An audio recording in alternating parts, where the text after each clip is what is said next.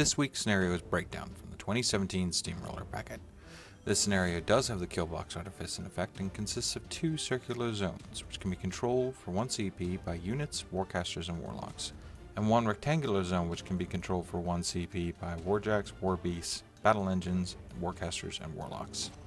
Victory conditions consist of earning 5 more control points than your opponent, or caster assassination. Hey everybody, PolarBearCub here. So coming back onto the scene, with this list I kind of decided between Lucant or Axis, and I chose Lucant because I felt like against a shooting army I had a much better chance to kind of deal with that shooting and then follow up with the 2 TEPs to kind of destroy a lot of units. Hey everybody, this is Gaston, and today we're playing Ravyn. I haven't particularly liked any of the infantry-based lists that I've actually played against when I'm playing against her, so when I went to design my army I opted for a much more jack-heavy build, and I also wanted to leverage the new Mechanik unit and to try to get a little bit more work out of Jack Marshals.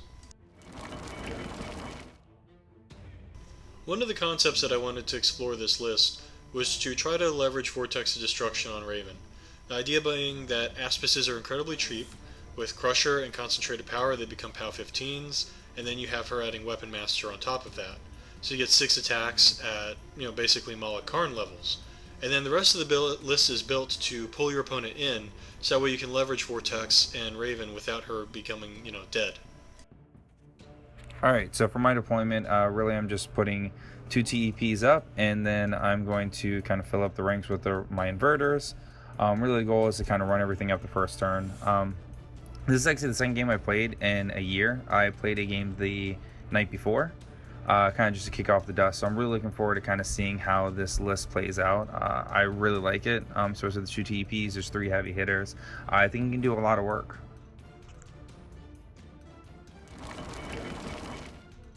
My advanced deployment's pretty simple. I'm putting out my servitors just out forward, and that's really just so I can get stuff up the board and start threatening.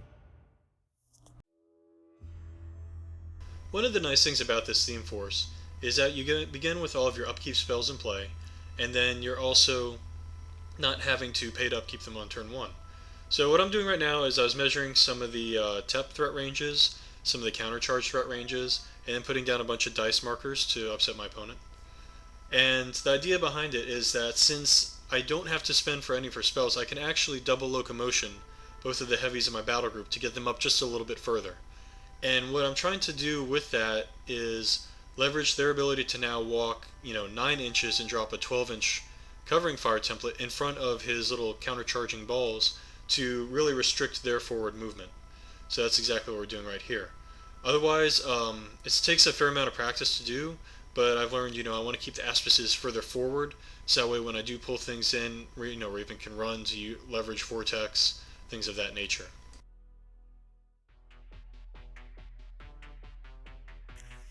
Alright, so with turn 1, so I start out by just putting out a focus point out to one of the inverters. My goal is that that one focus point is going to bounce all around, and then eventually get back to the Corollary, so the Corollary will have 2. So then come next turn when I activate, the Corollary will then have 3 focus to really start putting out stuff. At the time when I'm deploying stuff, I really didn't realize how impressive Helios was, especially for his points. And that's kind of shame on me because I didn't kind of look at everything he could do. So with my 2 TPs, they're running forward, dropping pods, putting that inverter right there because I want him to threaten Helios, and then all my other stuff's really just running up so they could start threatening the rest of the board. With the servitors, I have a lot of shield walls, so I'm pretty confident overall. And then last, really just running up the my mechanics, so they're up there so they can start healing stuff whenever I need them to.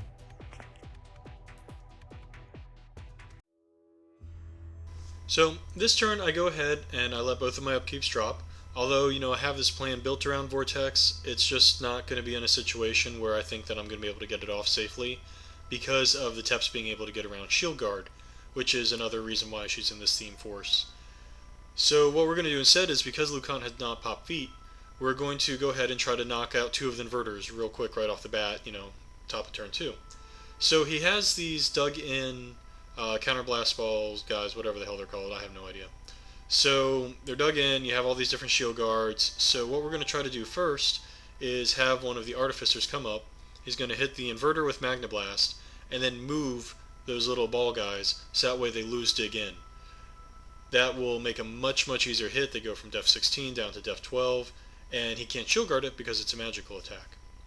So we're doing a little bit of pre-measuring, doing a little bit of focus allocation, things of that nature. So now we just have the guy going, checking line of sight. He's going to move up, and he's going to very successfully Magna Blast. And like I said, that's just going to shuffle models around, remove dig in. And then we're going to have my battle mages up top.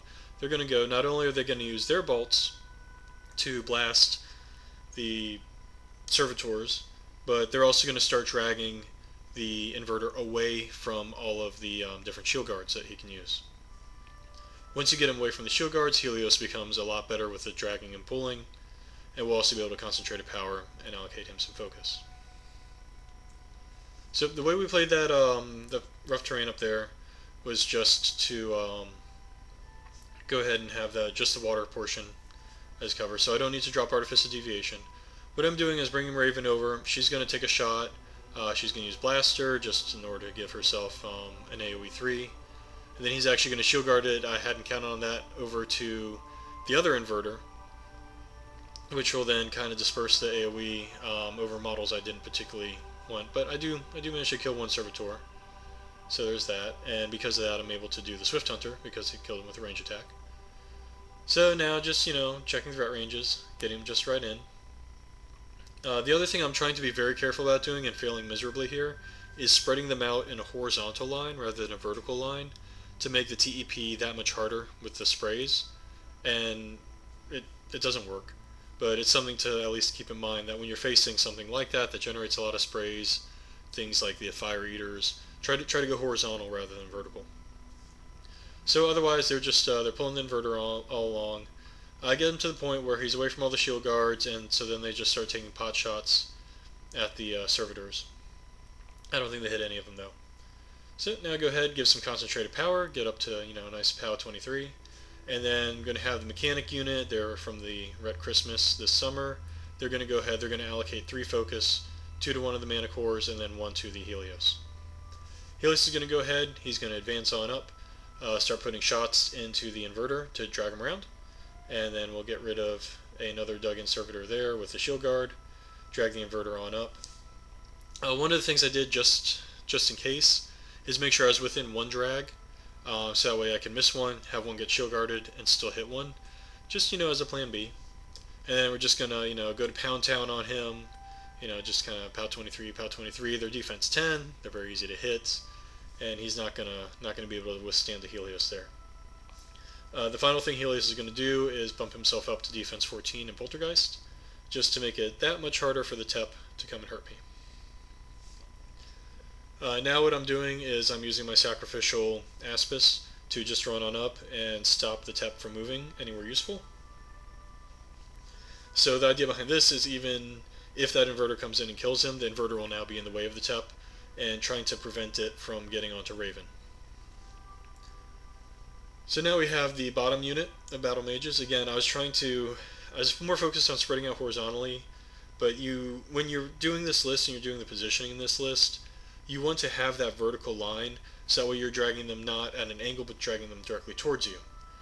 My problem here is I kept rolling 1 for all the distances, and when you roll 1, 1, 1, you don't drag them far enough, and it turns out I am like 1 inch drag short of being able to walk in with my Manticore. And that is a big deal, unfortunately. It's very sad for me. But, you roll with the punches, you do what you gotta do. So rather than doing the plus 3 strength, Manticore just gets concentrated power, and he's just going to go charge on in, and I'm going to try to kill me off a second Inverter. The other Manticore actually went before the Battle Mages, and he put down another Covering Fire template just to keep, from the counter charges away. Even though the Battle Mages are immune to blast damage, I don't want to be giving away my infantry for free. That's very much a bad thing. So the Manticore's going in, he's just kind of wailing on the Inverter. And then we're going to go ahead and have the Aspis charge on in as well under Jack Marshall. And unfortunately for me, they leave the Inverter alive on 2 health, and the mechanics are just within range to walk in and repair him. And that's where, if I had just worried less about that horizontal deployment, more about that vertical, I could have gotten another drag and another 1 inch. Alright, so that really threw me off. Helios just really legitimately put me on tilt. The fact that he could just pull my model out the direction he did was pretty hard to see. And then also that my other Inverter only had about 2 or 3 points of health left on him. That was pretty hard. So kind of start my turn. What I'm thinking is I need to get the Inverter healed. So I need to get my mechanics up there. I need to heal him. In reality, what I should have done was I should have popped feet, but I didn't. So I did put a point of focus out on that one Inverter on the side because I didn't think I was going to be able to induct far enough. Wasn't close enough at all.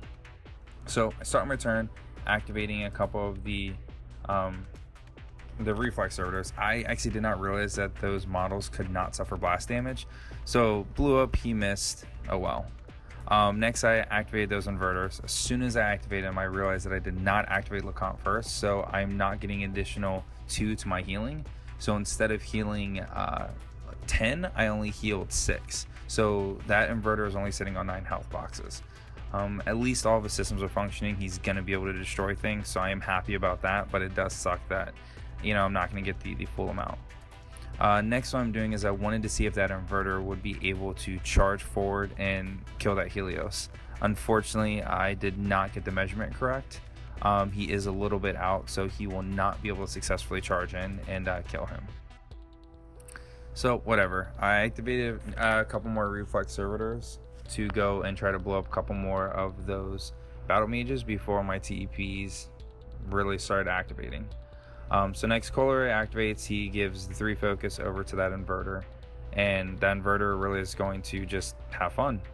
The Inverter next Lucant activates, he is going to put up positive charge just so I can get that extra damage and extra attack. So just really the goal is just to wipe out that heavy and try to wipe out the light as well. So Inverter is going to activate after a few swings.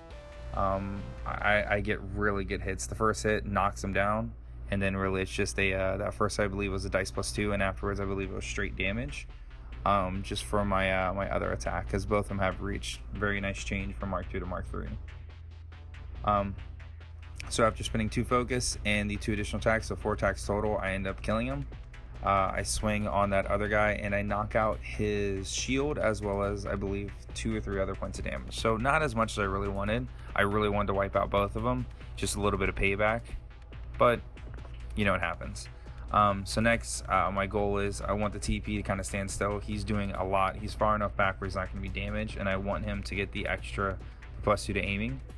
So I'm going to try to wipe out those guys as much as possible. I'm putting 2 over in the attack so I can roll 4 dice, and then I'm putting 1 in the additional in the back so I can get 3 sprays. I'm not too worried about their armor because they're only armor 11. If I hit them, they're gone. So that's what I'm doing right there. I'm rolling, wiping them out relatively easily, and then I wiped out all of those. So with this last spray, I didn't need. So that was really that. Next, going over now, when I'm just looking again with my Inverter, is can I just get the charge off, because what I want to do is wipe out his other solo, but I do need to start getting some more focus over to that Inverter. So I did induct 2 of the focus to the Diffuser, and the Diffuser is really going to walk up. I'm really just looking to make sure I can hit something. So I'm targeting that battle mage in the back there, because if I boost, it gets 1 focus point over, and I'm going to damage no matter what, even though it could be it's going to be shield guarded to the Helios, but at least that's getting that 3 focus over to the Inverter. And that was really that whole model's just roll at that point. So now the Inverter, he's activating, he's just walking up. So the Inverter walked up, and then I'm going to spend that 3 focus to just remove that model. And what I'm going to do is, as I'm doing that, I'm just going to reintroduce back into the Corollary just to make sure that I've got that. So actually I ended up not spending any. He kind of got removed way too quickly, so no focus did get introduced back or reintroduced back, so that was kind of a pain. But good thing is I still have 1 more tap, And then really what I'm doing is I'm looking at this turn, what am I going to try to kill? I'm not sure if I want to remove all of those units there, or if I want to start attacking Helios. So I kind of move up the TP far enough so hopefully my inverter cannot be attacked, not pulled at least. And then what I'm gonna do is I'm actually just gonna start removing those the solos. I'm kind of hoping that he will target my tap and destroy him, and then my inverter can go around and start really laying some damage down on him for the next turn. Other than that, just making sure I'm trying to make sure I'm in both the zones and keeping them occupied, or actually all three, so I can try to get some more control points. Lucant's feat turn is a very difficult feat turn just because of how much he swings his armor. And on things like, his warjacks and the taps that already have a lot of boxes, that adds up to be a pretty significant thing. Last turn I was almost able to get a really good alpha pulling out 2 of his heavies. This turn I definitely think I can kill the one who's pretty damaged. I think he's around 9 health. And he's, armor 23, I believe. And then we're going to send the Helios in to kill off the top inverter, again, who's also armor 23. And the idea being that with those 2 down, then all we're dealing with is the taps, which are very scary and dangerous, but hey, at least they're not inverters. So just trying to keep my alpha strike rolling, even though, you kind of stumbled last turn. So, doing the pre-measuring, looking at the threat ranges, it turns out that Helios can actually just walk into the inverter, which is really good for me, because with all the shield guards around him, there's no way in hell I'm pulling that guy away. So, the other thing we're doing, just, doing the focus allocation plan, making sure that I'm maximizing the use out of my mechanic unit, and maximizing the use out of both my concentrated power guys. The other thing I'm just kind of keeping an eye out for is anything I can do with Magna Blast to maybe drag things out of position, to affect the game state in that way. So we're going to go ahead, we put concentrated power up on Helios. The mechanics are going to go. They thankfully have a bigger command than the solos, so they're able to do things a little bit more spread out. And Helios is just going to go, he's going to walk on up, and he's just going to start pounding away at that inverter, pounding away. So just using proxy base, I want to get good coverage on anything else and go base to base with the TEP, again to try to keep that TEP away from getting onto Ravyn. It's very scary for me. I'm like a TEP magnet. They roll really good against me. So Helios goes in, and lo and behold, after 5 swings, he manages to leave the inverter on 1 health. So I am awesome at this game.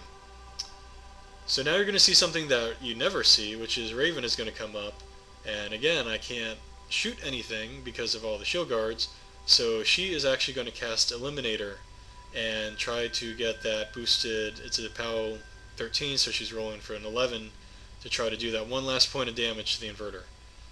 And would you know it, she actually gets it.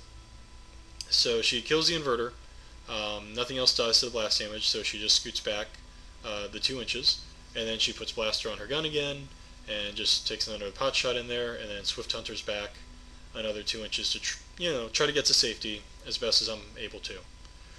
One of the things you can do with pre-measuring in psychology is I'm really worried that TEP is in range of Ravyn, but I'm not measuring it because I don't want my opponent to be aware that I'm worried. That's just something as well. So Manticore goes in, concentrated power on him, and he's able to take out the other inverter. So as far as alpha strikes go, that's not too terribly bad. Then the Magister will come up, he's going to put up his +2 defense bubble. He's going to be able to then double heal the Aspis when it activates, so it's got Phoenix Field, it's got the Jack Marshall Drive. So it's going to come in, unfortunately whiffs both its attacks on the mechanics. Now what I'm actually trying to do is work on whittling down that mechanic unit to stop him from being able to score in that zone. Alright, so it's my turn 3. This point, I'm sad because now all of my inverters are gone, which I knew they were going to be destroyed, but that kind of removes a lot of damage from my guys. So kind of what I'm looking at now is what I'm going to do. I'm really going back and forth. Do I want Lucant to charge in and try to destroy Helios. I'm not quite sure yet. But first what I'm going to do is Tep's going to activate, and you know what, he is going to put all 3 of those damaging shots into Helios, and I'm going to try to do 2 shots and damage him out. But first what I did was I activated my my Attunement Servitor, and I lit him up to make sure that that I can get a good shot on him, so he's a lower defense, and that's kind of really what I want to do. With 2 shots, I ended up doing a little over 30 damage, which I was really happy with. And now I'm kind of still stuck in that predicament. If I want to, I can charge. I can definitely kill Helios. I'm pretty confident in the fact that I can kill Helios. Corollary can walk up, I can give him positive charge, and then Lucant would be doing straight damage.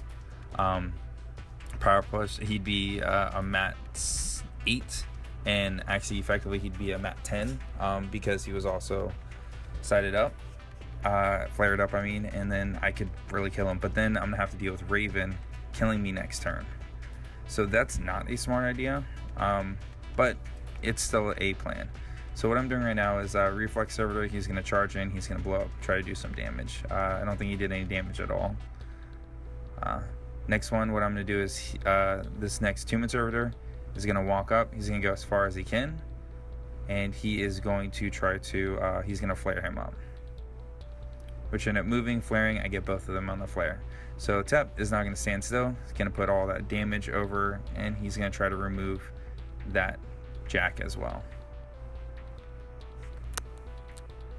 Which, as you see, doing a lot of damage on 2 attack. Pretty happy overall with that, because it does end up removing him. Now it just leaves that, it does leave that solo right there. But even, not solo, sorry. It does raise that light Jack. Even if I kill him, I still have Helios I have to deal with, but I'm more confident with the Lucant attacking on that side. But right here, it's just me going back and forth. What do I want to do? Do I want to kill Helios and risk losing the game, or do I want to make sure that Lucant is safe and killing that light Jack? Because if I kill that light Jack, there's nothing on that side that's going to be able to kill me. Ravyn's going to have to take a couple of turns to get over there. Helios will need to take a turn or 2 to get over there, and by that point in time, I'm pretty sure I can kill him.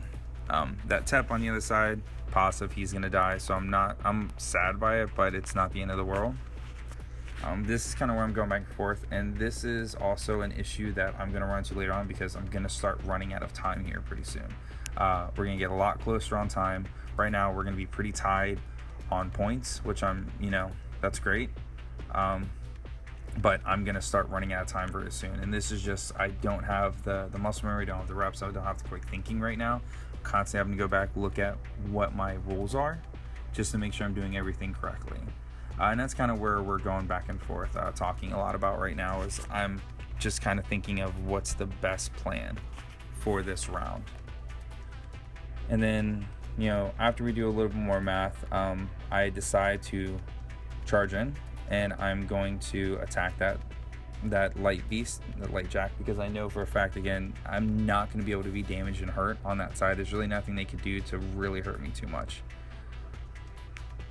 So Lucant, he's straight dice for damage. The charge, end up removing him after a couple focus. I do miss 1 attack, which is pretty frustrating. But that being said, I've still got a good amount, and now I control this zone. So overall, I'm pretty good on that. So that's my turn.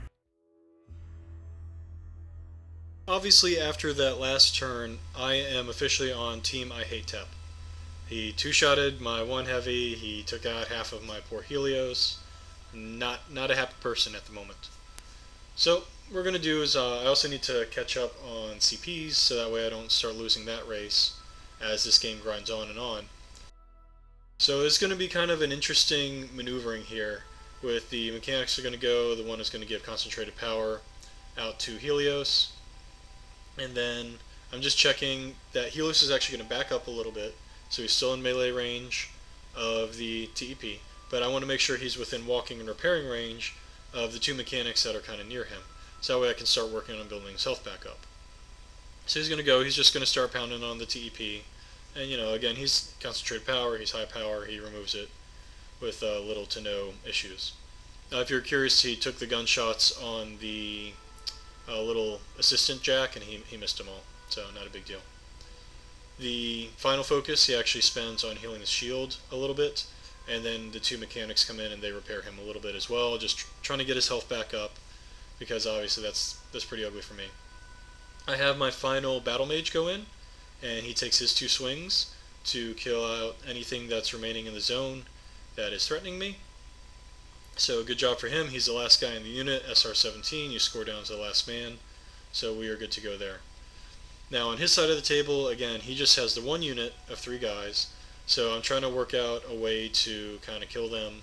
Got the Battle Mage come up, he misses his attack unfortunately. I've got Ravyn, she's sniping herself, so she's gonna, just look to take a blaster shot. She either, I believe it gets shield guarded, or she misses, one of the two. No, it doesn't do what I want. So I charge in the Magister, he does a crit smite, and gets a 2-for-1 deal. So, always pretty good. And the final Magister will put up his little defensive bubble. So for my turn 4, I don't have anything. I can throw some stuff in that zone, and that's what I'm going to try to do. Helios, I'm not going to be able to kill him. What I can do though is I'm trying to start moving my TEP over there so I can kill him. Unfortunately, my TEP is just out.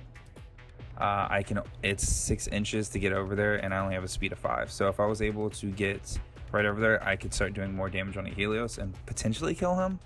It's just a big long shot. So really what my goal right now is I'm just going to start moving stuff in there so I can control that zone. On the side we'll contest the zone, and then with Lucant I am going to be attacking his solo there because I want to stay up on control points. I'm 1 point ahead, so I'm pretty confident that I can at least stay up on control points, if not keep the same amount of control points. So that's what Lucant does. He's going to walk up, he's going to attack. This whole time I'm starting to get mindful on the clock. My clock is really far down. So is Gaston's at this time, so I'm hoping that, at the end of this that I will be okay. But kind of right now I'm also just looking is what can my TEP do? Can I walk him around so that I can start killing more things? And that's kind of really my goal right now, is I'm going to walk up, I'm going to flare that guy because I want to try to remove as much stuff as possible that can get into the zone, knowing that I can only go so far. So TEP's going to walk up, he's going to drop right there. I'm just going to remove that guy. I'm not going to get up to that solo. That's kind of really what I do for that turn. Just make sure that, see if I have everything in charge. Next, my Diffuser is actually going to shoot. He's far enough away where he does not get to shield wall. Do a little bit of damage, and that's really my turn. He's remaining ahead of me in the CP race. So what I'm looking to do here is 1, clear my zone out, and 2, start getting rid of all the things that he has that can actually come over and contest my zone, so that way I can catch up. Ravyn goes, she casts Eliminator, kills one guy, takes her shot, kills the other guy, moves 2 inches, moves 2 inches, and then I believe she's also going to pop feet here. The mechanics are all going. Again, they're repairing my Helios. Helios is going to go, he's going to get concentrated power from the mechanic solo. And then the Magister's going, he's taking a Magna Blast at Lucant, and he's trying to push the Corollary out of the zone. It doesn't work, but he does push the other Light Jack away from Lucant and towards me. So again, being able to reposition your opponent's models is a huge part of this theme, it's a huge part of this list, and it's incredibly useful. So now what Helios is doing is he's going to where he can draw line of sight, because we're playing around the, it's the actual edge of the building, the base of the building's on is where we're drawing it. So I'm figuring out how I do the push-pulls, using as many widgets as I like. And so he takes basically his 3 shots, and does the first tug, and then does 2 more tugs, just like that. Gets the Wee Jack in range, and then just smacks the living daylights out of that one as well. It turns out that Light Jacks versus Colossals, big meaty fists. And again, I'm contesting the zone. The other thing I'm doing is when I move the solo up, I guess I didn't concentrate power repaired, I'm making sure he can run into the zone next turn. So with my turn 5, so we are both super low on clock. So what I need to do is work fast, and I need to hope at this point that I can get enough stuff into his zone that he cannot kill, I can kill his stuff in my zone, and that I can win either by the end of turn 7 or we win by death clock. So first my Tep is going to activate. He's going to walk over. I'm going to put all 3 into damage, and I'm going to try to remove Helios as much as possible. If I can remove Helios, then I can score in both zones, and I will win by, hopefully by scenario. The issue is that his mechanics just healed way too much, so I was not able to do enough damage. My Attunement Servitor at that time had walked over and flared that model over there. Lucant's going to activate. I'm going to boost the roll. I'm going to do Dissolution Bolt to kill him, so at least I can get up on control, and then I'm going to eventually end this time with probably about a minute left, just making sure I have stuff in zones to make sure that I'll be okay. Naturally, the Teps continue to do awful things to me. Very not happy about that. Ravyn activates, she goes, she charges the Servitor, kills it, takes a quick work, shoots the other Servitor, then backs up. Now we've got Helios. He's going to scoot around to where he can get to the Corollary. He's going to shoot drag, get him around the edge of the building, then drag him on again, and then we're going to kill the Corollary. And then he's also going to take his last shot onto that little mine Servitor and push him backwards, again trying to prevent my opponent from contesting me anymore. Then the mechanics are all going to go, they're going to go in, they're going to repair him, and the whole cycle of life is going to continue. Unfortunately, at that point, I ran out of time, so it was a good game. I certainly have no regrets about the list. Obviously, you need to play a little bit faster, but that just comes with practice. Thank you all for watching. I hope you enjoyed it.